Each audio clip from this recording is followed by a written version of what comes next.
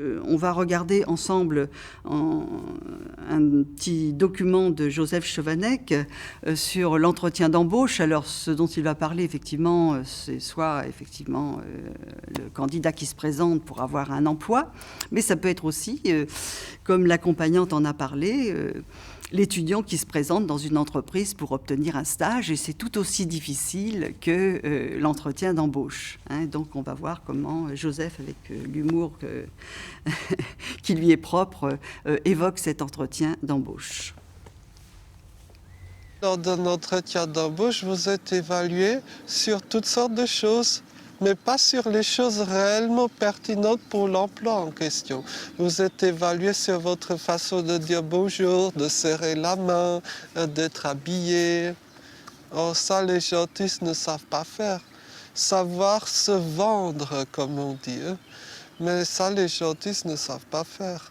Et le problème aussi, c'est que même si vous coachez une personne autiste, il ou elle fera des progrès, nous sommes d'accord, mais jamais il n'atteindra le niveau de virtuosité qu'ont des gens non autistes ou des politicards, quoi, qui sont particulièrement vicieux dans cet art de...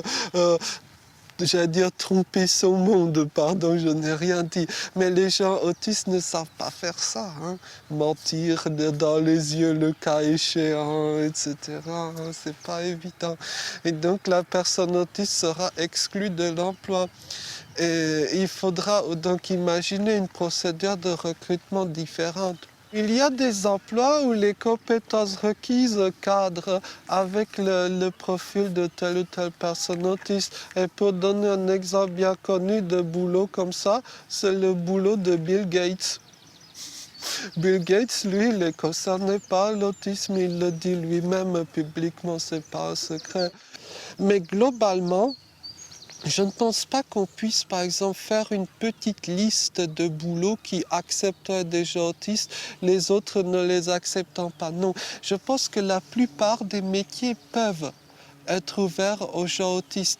Parce que, vous savez, finalement, dans chaque type de métier, on a besoin à un niveau ou à un autre de compétences plus ou moins liées à l'autisme. Je vais vous donner un exemple volontairement un peu provocateur, la haute couture. En apparence, si on se fie juste au cliché, la haute couture, c'est pas un milieu pour les autistes. Sauf que quand vous êtes en train de coudre, de faire le vêtement en question, c'est tout un métier hautement technique qui demande des compétences extrêmement spécialisées, compétences bien sûr non seulement théoriques mais aussi pratiques. Ça va distinguer les différentes teintes de couleurs, il faut avoir un œil très sensible à toutes ces choses-là. Et donc, bilan des courses, si j'ose dire, je connais une amie avec autisme qui donc travaillait dans la haute couture. Il y a des métiers où les gens non autistes finissent par se lasser. Ce sont souvent par exemple des métiers répétitifs ou des métiers qui exigent une très grande vigilance ou précision.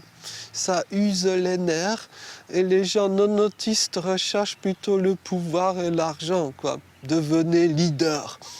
Allez dans n'importe quelle librairie et regardez dans les rayons management le nombre incalculable de livres « Devenez leader »,« Soyez grand chef d'entreprise », que sais-je. Mais quand on ne veut pas devenir leader, on fait quoi? Vous voyez? Et donc, il y a des métiers qui ne vous permettent pas d'être leader en quelque sorte. Et ces métiers-là peuvent être intéressants pour des gens autistes.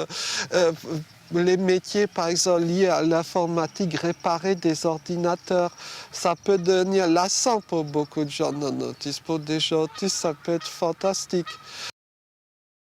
Alors, bon, Joseph dit un certain nombre de choses, là, avec son humour.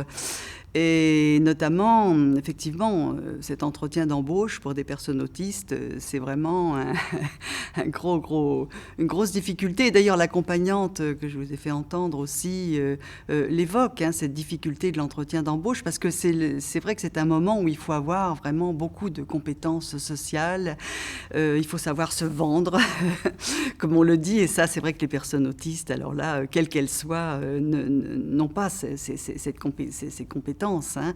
Et c'est vrai que dans un entretien d'embauche, on ne va pas forcément explorer les compétences du candidat dans le domaine où il va effectivement travailler, mais on va plus le juger sur sa façon d'être, sur sa personnalité, sur sa façon de répondre ou pas aux questions qu'on lui pose, etc. Et c'est vrai que c'est vraiment un gros challenge. Enfin, c'est vraiment très, très compliqué quoi, pour ces personnes. Et on comprend que là, l'accès à l'emploi soit très difficile pour elles. Et d'ailleurs, effectivement, les professionnels que je vous ai fait entendre là tout à l'heure du groupe Handisup avaient même décidé de faire une journée spéciale où elles invitaient comme ça des professionnels des entreprises et où on demandait aux étudiants qui étaient partants pour des stages eh bien, de montrer leurs compétences dans un certain nombre de domaines. Et ça, c'est vrai que c'est beaucoup mieux pour des personnes autistes comme situation que de participer à un entretien d'embauche comme ça, en face à face avec un patron d'entreprise ou avec une personne, avec une responsable des ressources humaines. Enfin, c'est vraiment extrêmement compliqué, quoi.